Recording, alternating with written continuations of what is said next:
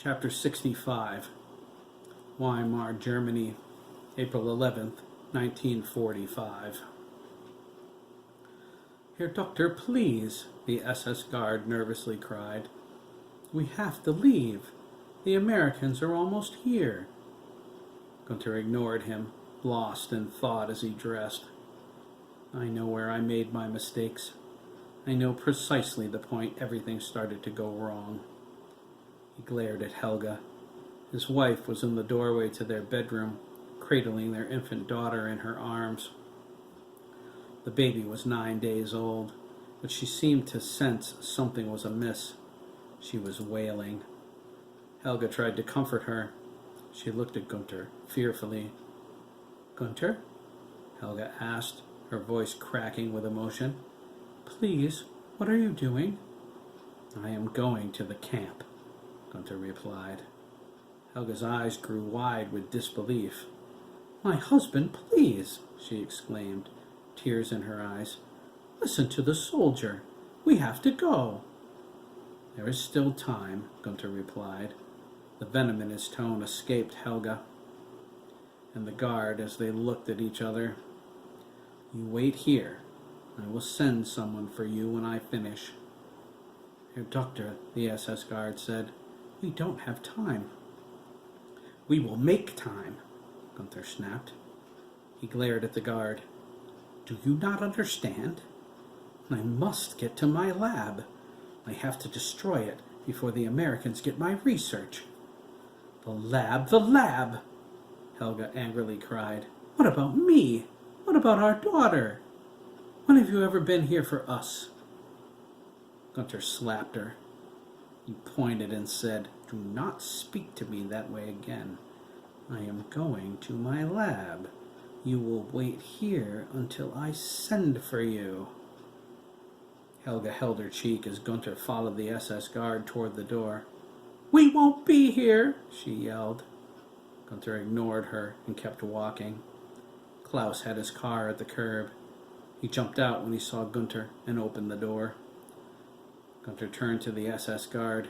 Stay with my wife, he said. If she tries to leave, shoot her and bring me my daughter. Jawohl, Herr Doctor, the guard replied, clicking his heels. Will you be long? Gunther frowned. I will not, he thought. Just long enough to destroy my lab and shoot 2 useless gypsies. He climbed into the back of his car and ordered Klaus to take him to Buchenwald. He crossed his arms and looked out the window. Soldiers and politicians were fleeing the town in droves. The Americans were advancing. Buchenwald would soon fall. It was as inevitable as the end of the war. Gunther thought, I knew the war was over months ago.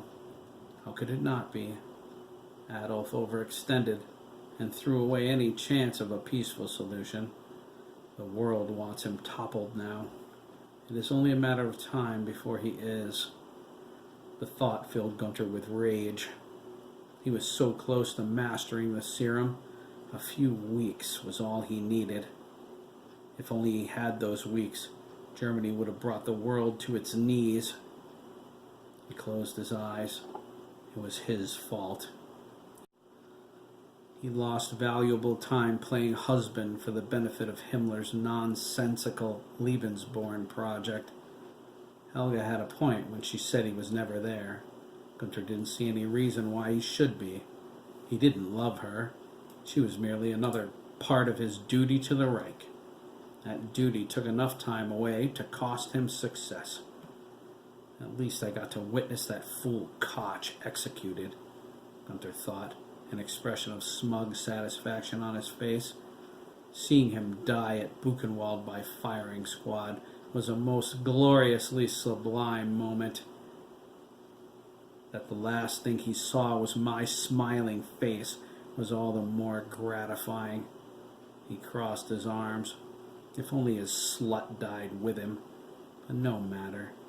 Someday I will kill her myself for the sheer pleasure it will bring me. Germany's defeat denied him the power, but only for now. He had to destroy his lab.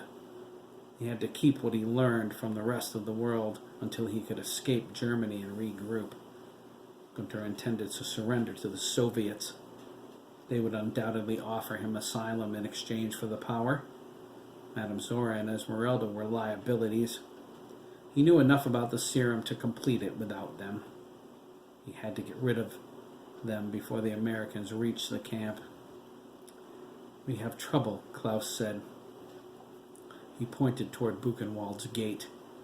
Gunther looked ahead. There were no guards. The prisoners were everywhere, in control of the camp. They shouted at Gunther's car as it approached. "Drive through them, Klaus," Gunther ordered, drawing his pistol.